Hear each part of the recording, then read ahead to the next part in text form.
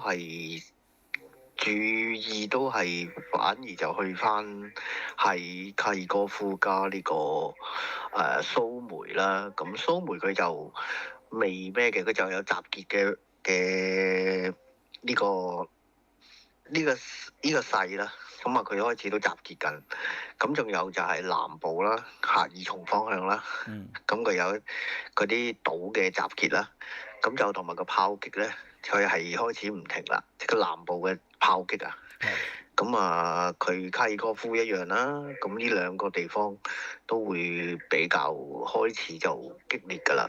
咁應該睇嚟就下個禮拜赫爾松咧就會受到一個猛烈嘅攻擊或者登陸嘅，因為佢嘅島嶼開始再冧啲嘅話，佢應該做唔到呢啲攻勢。咁同埋佢而家咁嘅做咁嘅炮擊咧，係好一貫嘅做法，就係都係想做一個進攻㗎啦。因為佢太密啦，同埋佢推咗一兩公里㗎啦，已經即係喺我哋叫右岸啦。咁佢已經開始推進。咁因為佢上個夏季攻勢嘅時候咧，安東尼夫卡咧，咁個村落嗰邊咧，咁佢就一次嘅突擊啊，同埋大量嘅無人機戰術，咁都係攻唔入嘅，都係過唔到河。咁佢而家唯有就要仲要南啲啦，即係叫做涅伯河嘅出口位。咁嗰啲島嶼比較密集啊，好密。咁佢咧就比較容易去進擊嗰個位置。之後咧，佢會用開兩條線，一邊咧就開始咧就向呢個即係船廠方向啊，即係之前佢炸咗條橋嗰個位置，即係個島嶼嗰個位置咧。咁佢已經叫做清雷啊，即係佢用炮火嚟到清地雷啊嘛。咁佢炸到啲地雷都爆開咁上下，或者已經去到慢慢已經清咗好多路線出嚟。咁佢應該都會係兩邊一齊攻噶啦，即係佢會向一條村，嗰條村咧就係叫做金迪伊卡同呢個安托約洛夫卡呢兩條村咧，咁佢就會即係主力都會攻呢兩條村。跟住攻咗之後咧，個好處係咩咧？佢就可以截斷咗唯一一條往赫爾松嘅一條公路啊。咁佢就將佢裏邊叫做封城。封城嘅意思即係話斷咗佢嘅物流啦，斷咗成個赫爾松嘅出口啊。咁佢喺嗰度紮到橋頭堡咧，咁嘅話咧，咁就件事就非常之大啦。係啦。咁樣啊，咁啊，所以如果俾佢做到都幾麻煩喎。不過即係而家因為你講係距離嗰個不利嘅天氣，因為個時間窗口太短係嘛？咁變咗其實拉上嚟其實其實問水嘅啫喎，都唔係好夠時間。即係佢哋要猛攻得好緊要喎，真係要。咁我相信佢集結5萬兵力而攻兩條村嘅話咧，呢兩條村嘅話咧，佢個攻勢咧應該就唔係太困難嘅。唔係太困難嘅，係不利嘅，對烏克蘭嚟講係不利嘅。咁同埋我哋係內咧喺赫爾松方向咧就知道一樣嘢，僵屍穿咗太耐啦，即係嗰個位置咧僵化咗太耐嘅個戰爭。咁實質就係會唔會係啲軍人喺裏邊已經安逸咗太耐咧？打起上嚟會唔會冇咁拼勁咧？咁就真係呢樣嘢要好靠當時嘅守軍個意志力啦。係啦。係。咁變咗就呢一個位，我諗赫爾松都係即係呢個位，因為呢2-3年都唔係點喐過啊。如果突然間打起上嚟咧，都會成為焦點所在嘅。不過又咁講喎，俄羅斯啲兵力其實即係而家咧咁樣左支右絀啊，波克羅夫斯克就鎖死咗咁多人喺度啦。哈爾科夫啊、蘇梅你又要喐佢啊，跟住咧仲有其他，即係我哋講到我哋講庫皮爾斯克佢又要喐，萊曼佢又要喐，跟住第聶伯羅嗰邊又喐。喂，其實佢有冇咁多兵力啊？定係佢真係如果呢次咧冚包散一次過擲落去咧？喂，燒晒就煙花咁冇晒㗎咯喎，咁跟住落下一批呢，就唔係呢啲兵噶咯喎，即係下一批嘅，即係可能係除咗本地兵之外，就要去翻國際兵啦，或者剩翻呢，就係佢哋嗰啲我哋叫做義務役嗰啲嘅徵兵翻嚟嗰啲呢，其實嗰啲嘅戰力就差好遠噶喎。大家亦唔可以睇到俄羅斯真係咁薄弱嘅。咁佢而家佢梗係會諗個條數，就係佢第一輪攻勢，佢用緊一批可能啲二線嘅正規軍。之後第二勢攻勢咧，就一啲精鋭啲嘅部隊㗎啦。佢而家佢知道一樣嘢，佢永遠用精鋭部隊向前衝嘅話咧，佢嗰個局勢咧，通常都扭轉唔到嘅，因為佢依年幾兩年，佢成日都係做一啲咁嘅叫做閃電式攻勢嘅，想攞1、2公里、1、2公里嗰啲咧，佢已經做得太多啦。佢而家已經係轉緊一個攻勢，就係話唔會同你拖瓜咯。而家同你做個真正好閃電式嘅進攻，睇下得唔得？睇下得唔得？咁佢而家咧，而家好多人都會話紅軍村呢個位置，而家就好明顯咧，紅軍村呢個位置咧，佢打嚟係攞經驗嘅啫。佢唔係話一定要攞得到呢條村或者攞呢個位置嘅，佢好似成個 exercise 咁做咗，就想你暴露你最終可以用到乜嘢方法，而烏克蘭暴露到你哋嘅最新戰術係點用法？呢一樣嘢係最關鍵嘅目的啊！佢而家最關鍵嘅目的就係想你再蒲出嚟，你係有啲乜嘢？你做到啲乜嘢？佢一路都係做咗試探式。佢而家佢都係揾一班唔知乜嘢嘅部隊，或者好多人嘅部隊擺咗喺度。咁你就永遠就係鎖死你一班部隊喺度睇住佢呢班部隊。即係而家佢就係佢揾幾個兵頭又過唔到河嘅，但係你要揾隻炮嚟守住。咁你隻炮又頂住咗噶咯喎，你就喐唔到噶咯喎。咁佢就所以而家令至到好多位置一齊開一範出嚟，你又唔知佢邊範先至係最好打噶喎。呢樣嘢大家都真係唔知俄羅斯佢邊一邊先係真係攻嘅喎。佢突然間開咁多戰線出嚟咧，佢睇得出咧，佢依次都估佢唔到邊一條先係真戰線，係會真係出力打嘅。咁同埋佢啲兵咧，同埋佢而家佢咁強橫嘅兵力咧，咁就好老實。佢應該都係唞咗好耐㗎啦，呢班兵。即係佢已經係一路部署咗喺入邊啊，訓練啊，甚至乎係比較已經訓練到唔精鋭變精鋭嘅部隊，年輕化一批咁樣入嚟。所以你有時見到好似早兩日你見到好多就係戰俘啊，嗰啲喺扎波羅熱啊咁樣嗰啲戰俘都係老弱殘兵嚟㗎。你見得到佢都年紀都好大嘅，咁佢哋話係咪好精鋭咧？咁一睇落去知道唔係啦，都好雜牌嘅。咁根本真係虛則實之，實則虛之。有時埋到牙先知道，原來只要又係揾隻炮去打你啲兵斗，冇乜大作用嘅。原來咁易擊破嘅咁樣，你好似見佢而家扎波羅熱。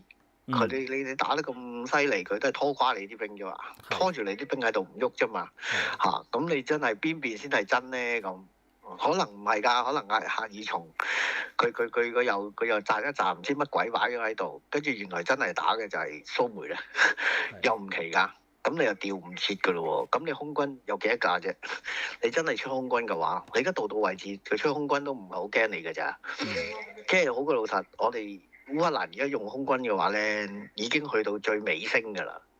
即係可以換句説話講，即係打呢場仗打到好尾聲先至可以完全出空軍嚟到同你做壓制工作。但係你做咗壓制啫，咁我哋唔夠人去攞佔領堡㗎嘛，去攞橋頭堡位嘅。咁換句説話講，咁你炸完佢，咁佢又係滲翻嗰啲位翻嚟，咁都係膠着緊嘅啫喎。係咪先？係啊，咁你好啦，佢俾個位你，佢褪咗啦，佢俾個位你上去補位，咁佢又用炮火嚟頂，咁你又係擲咗一班兵落去，上咗戰場企咗喺度，又係企喺度嘅啫喎。即係大家都係一個好膠着嘅狀態而家。咁佢邊個位真係想攞多啲咧？咁好老實。咁你話扎波羅爾攞唔攞咧？咁佢又冇乜信心嘅，睇佢。睇佢就真係冇乜信心攞扎波羅爾嘅。雖然佢激戰啫，但係佢又唔想損失俾你，佢又唔褪得咁解啫。你話真係佢會唔會攞到個黑海口咧？嗱，咁呢樣嘢就好相確啦。因為一樣嘢，佢真係有機會可以推到呢一件事去到上和談嘅話，佢攞得到夏爾松，呢件事就又扭轉咗成個大局勢㗎咯。因為成個黑海最接近奧德薩嘅位置，同埋最威脅到尼古拉耶夫嘅位置。你尼古拉耶夫就算你冇失到尼古拉耶夫，但係和談之後，你個尼古拉耶夫係廢嘅喎。因為你冇咗個出海口啊嘛。你成條河嘅出口冇咗㗎咯喎。咁呢樣嘢佢就係斬斷咗你成條河，你攞到都冇用嘅意思啦。係冇錯。係咪啊？咁佢就克里米亞又安全咗好多咯喎。係咪？克里米亞又安全咗，佢克制住個黑海嘅情況又大咗好多啦。咁呢樣嘢個即係要計數咯，佢又係計緊數，就係我需要北部多啲啊，定係要南部多啲啦？呢樣嘢烏東嘅話，佢基本上佢需要嘅嘢喺佢心目中90%攞咗㗎啦。佢需要有嘅嘢，佢已經有㗎啦。咁但係佢而家係講威脅得到基輔好啊，定係要個黑海好啦？好明顯而家睇得出係呢樣嘢啦，佢要北定係要南啦。咁啊，即係我哋睇嗰個戰略目標咧，一直都係要晒成個頓涅茨克，即係咧諗住打嗰個頓涅茨克北部，攞翻晒成個烏東，即係成個頓巴斯攞晒。其實個盧甘斯克都真係爭少少嘅，但係佢就係打唔到，就係打唔到嘅嗰個位。咁而家變咗佢如果攞埋嗰個頓涅茨克北部嗰3個鎮啊，咁佢咪覺得即係代代平安咗成個烏東，咁佢可以轉移其他目標咁樣。咁但係老實喎，你話如果佢喺烏東優勢就明顯嘅，喂，但係落到赫爾松咧，無論你補給啊、天氣啊、裝甲部隊嗰啲問題，齋靠人咁樣推，真係可能去到春季都推唔到幾多嘢嘅喎，會唔會啊？即係變咗佢如果真係要睇尼古拉耶夫呢一邊咧，佢個信心大唔大咧？佢信心唔係話要真係要佔領到尼古拉耶夫啦。嗱，你諗下佢以前不嬲都係個野心就係想喺赫爾松嘅北部，想攻佔我哋叫做蛇河啦。咁一條扭曲河啊嘛，咁嗰度咧就可以進入呢個尼古拉耶夫嘅。咁佢成日都係安東尼巴夫嗰邊嗰條村想入嘅，但係咧永遠佢都打唔到過河，因為條河太闊。條河太闊，咁啲島嶼咧亦太過沼澤，咁佢匿藏就匿到唔到。咁烏軍咧亦係布雷布得比較多啊。咁佢嗰個位置咧比較難攻啊。咁佢而家都係轉緊方向，反而就向南部啦。佢已經係喺上2個月不斷咁炮轟緊呢個市中心啊！基本上佢係炮轟嘅意思就係想將市中心你所有嘅防空據點要暴露出嚟啫嘛。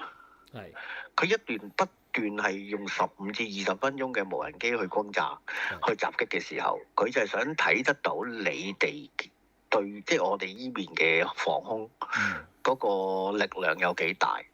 咁但係佢又睇唔透，因為永遠你嚟又唔會好強烈咁樣去攻擊你，或者去消滅你，有你一個叫做個騷擾性嘅狀態。咁但係佢而家開始就越向南走啦。向南走咗之後咧，咁嗰啲村落咧就開始已經俾佢用無人機控制到佢嗰個物流方面咧出現問題。咁啲人咧而家咧就出咗啦，呢2日啦，咁話喂，不如你哋啲人平民都要撤走㗎啦咁。咁以前咧不嬲都係好平安嘅，嗰2條村都好平安嘅呢幾年。係冇乜話好激烈嘅感受得到炮火啊，或者感受得到嘅。咁但係呢個幾兩個月已經完全係一個叫做點講咧？變咗一個好全面戰爭性狀態。係。已經而家本來都仲有一啲地方係叫安全區域嘅喺赫爾松裏邊。咁但係而家咧，整個赫爾松咧已經變為紅區啦。紅區嘅意思即係全面戰爭狀態。